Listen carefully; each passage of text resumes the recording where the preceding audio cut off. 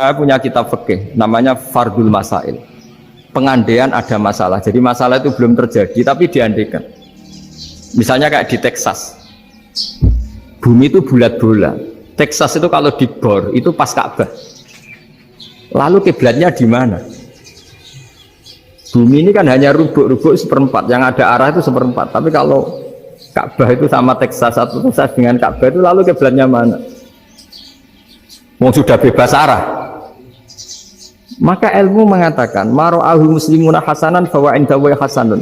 Kamu jangan nuruti ilmu hakikat tapi nuruti mindset. Kalau mainstreamnya orang banyak seperti itu, mindsetnya orang sana misalnya Ka'bah sana ya ikut sana. Tapi ini tidak mewakili hakikat karena kalau yang 380 derajat itu kan terus ribet. Makanya ini kesulitan di bab-bab fikih.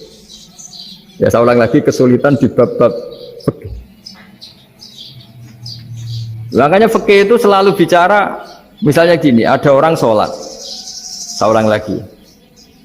Setelah salam pertama dia kentut, itu sholatnya batal apa enggak? Itu ulama berdebat. Yang dikatakan rukun sholat itu salam pertama. Sehingga orang kalau sudah salam pertama, maka sudah keluar dari sholat. Maka kalau kentut enggak apa-apa, wong yang keluar dari sholat itu salam pertama. Tapi lalu pertanyaannya, kenapa Nabi salam 2 kali? Lalu yang kedua gunanya apa?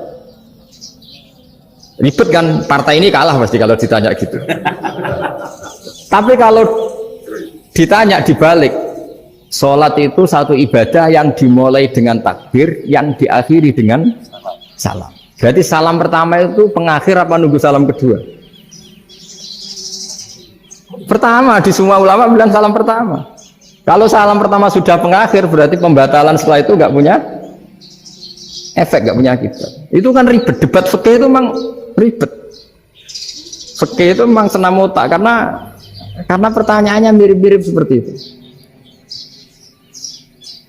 Nah, sampean milih mana? Milih salam pertama apa salam kedua? Pasti ulama milih salam pertama. Jadi anehnya fikih itu di situ.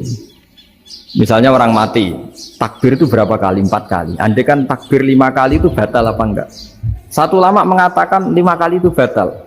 Karena rukunnya sholat jenazah itu takbir 4 kali. Berhubung ini rukun, kalau nambahi ke 5, berarti menambahkan rukun. Kayak kamu sholat, rukuk 2 kali kan batal. Sujud 3 kali, batal. Karena menambahkan apa?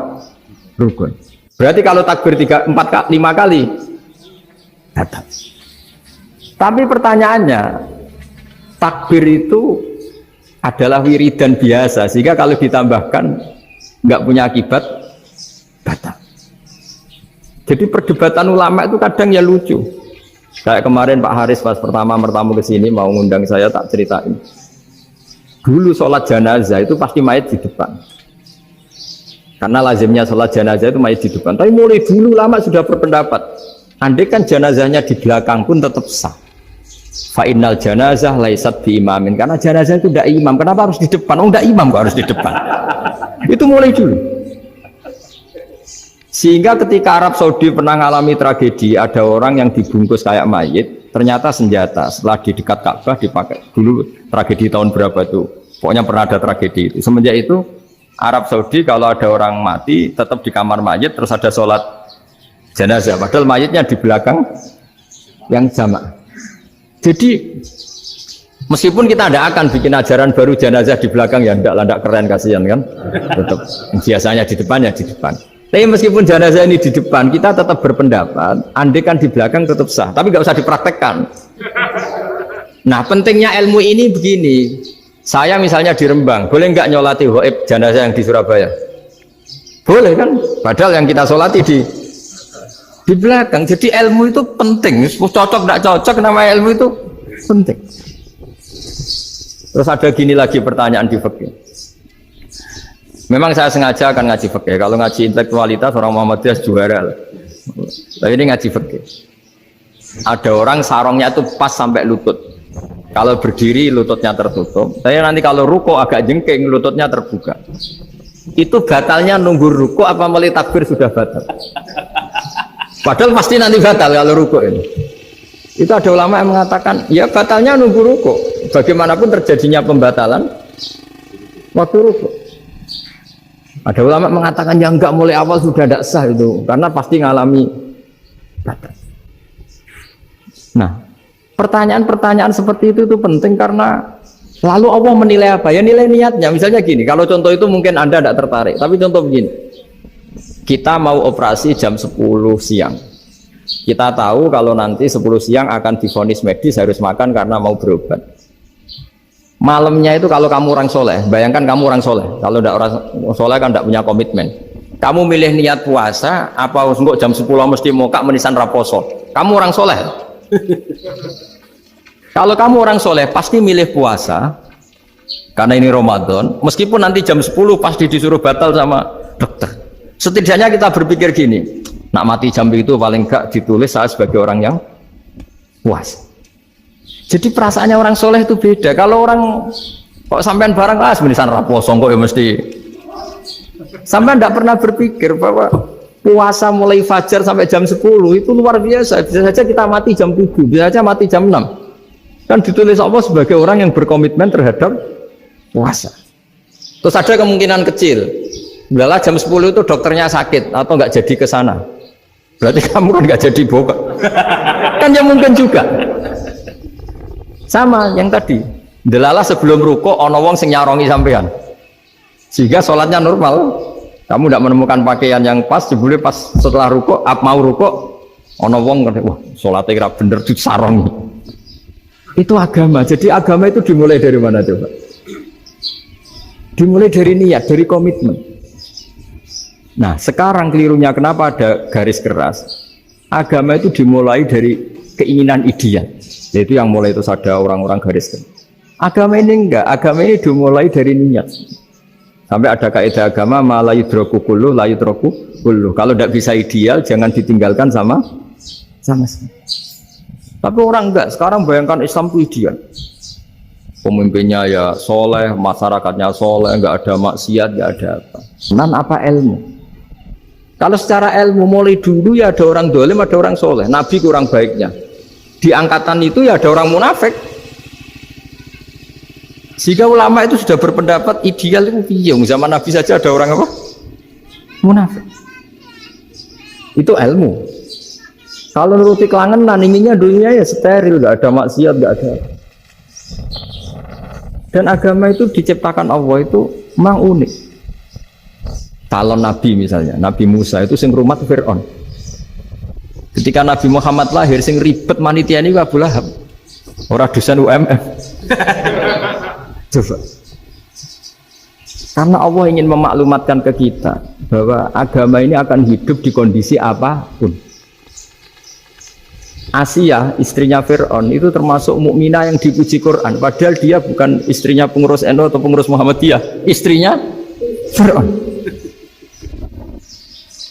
Tapi itu pelajaran bagi kita bahwa orang-orang baik itu tidak harus di lingkungan yang baik. Masjid paling makmur itu kadang di dunia mungkin ya jangan bakas Mekah Medina itu karuan.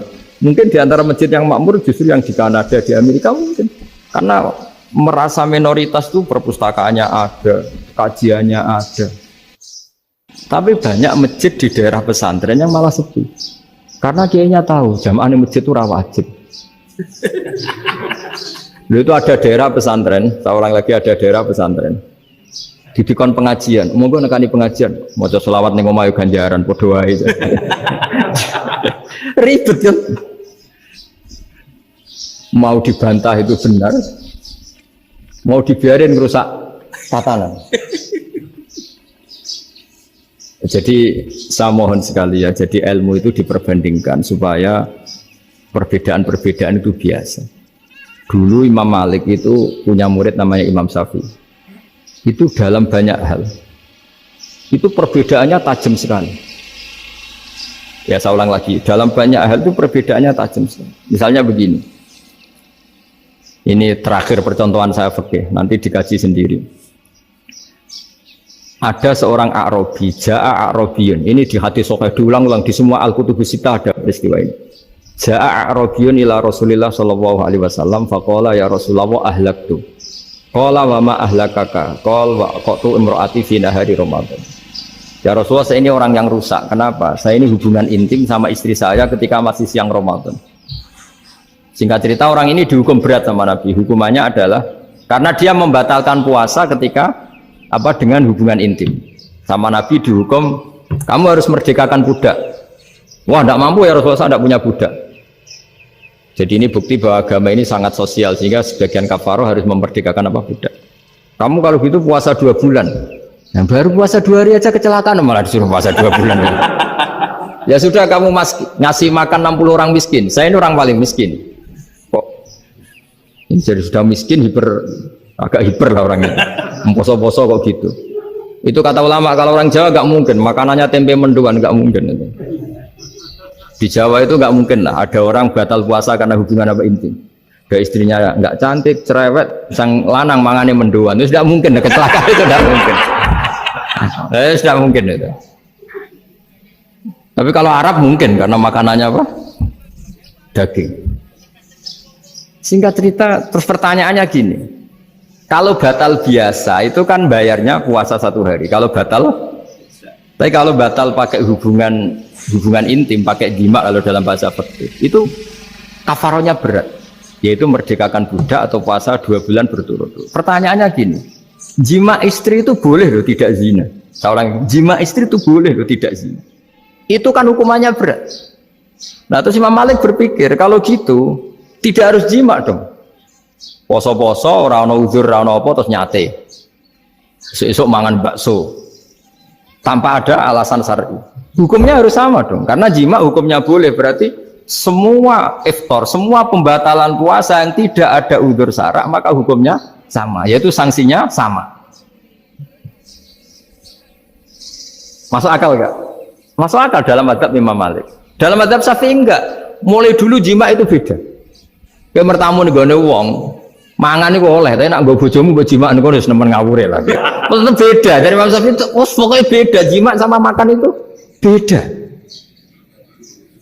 Lah ya terus setelah itu terus ada pertanyaan, bagaimana kalau makan dulu baru jima? Ribet kan? Makanya itu sampai dibabkan kitabul khilafil fiqhi, bab merekayasa fikih. Makanya itu perdebatannya orang Hanafi sama Imam Syafi'i juga sama. Ada orang jam segini lapar sekali, kalau langsung makan kan kena sanksi. Ya pergi aja dulu, pura-pura ngaji ke Gus Bah gitu. Nanti kan jadi musafir kan? Wah itu sudah boleh itu kan? Padahal enggak. Memang dia pergi itu karena supaya bisa makan. Mau enggak kepikiran ngaji, kok tahu-tahu ingin ngaji. Mumpung Ramadan lah. Nah makanya dibabkan, apakah boleh merekayasa fikih? Tapi fikih bisa apa coba? Dengan status kamu musafir, ya memang boleh iftar, boleh berbuka. Lah itu terus jadi terus perdebatan ulama menyangkut fikih. Karena memang masalah furu'iyah. Sehingga termasuk perdebatan kita dalam perilaku, misalnya ada orang NU kalau habis salam itu menghadap ke kiblat, karena arah terbaik itu kiblat. Tapi sebagian orang Muhammadiyah atau mungkin semuanya menghadap ke makmum. Itu memang teks hadisnya itu, kita yang meneliti hadis itu, semua syarah itu berdebat. Nabi memuji kiblat itu arah terbaik, oke. Tapi di bab itu Nabi itu aqbala alaina, menghadap ke kita. Lalu pertanyaannya, kenapa menghadap ke kita? Ada mengatakan karena Nabi memang punya tradisi kadang ngendikan.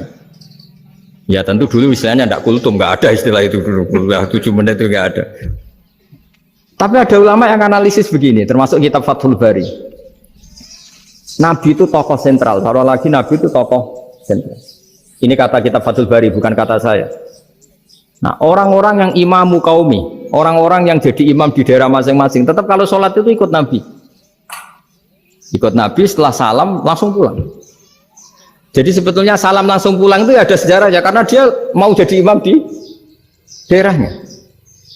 Nah, tidak kebayang kalau Nabi itu madhep kiblat. Kalau Nabi madhep kiblat, orang yang masbuk yang barusan datang pasti langsung usolli misalnya fardhu isya'i misalnya.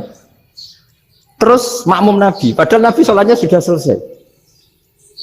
Jadi intinya gini kata Fathul Bari, imam setelah salam itu harus bikin gerakan atau omongan atau apa saja yang menunjukkan kalau sholatnya selesai. Di antara gerakan itu adalah beliau harus menghadap ke hadirin atau menghadap ke utara atau apa saja, yang penting menunjukkan kalau sholat ini sudah selesai. Itu fikih. Jadi fikih itu cara menganalisis itu memang unik. Karena kalau Nabi tetap seperti itu, posisi pancet seperti itu, maka orang yang baru datang mengira Nabi masih sholat. Nah, pertanyaannya kalau mereka sudah takbir, malah sholatnya tidak sah. Kenapa tidak sah?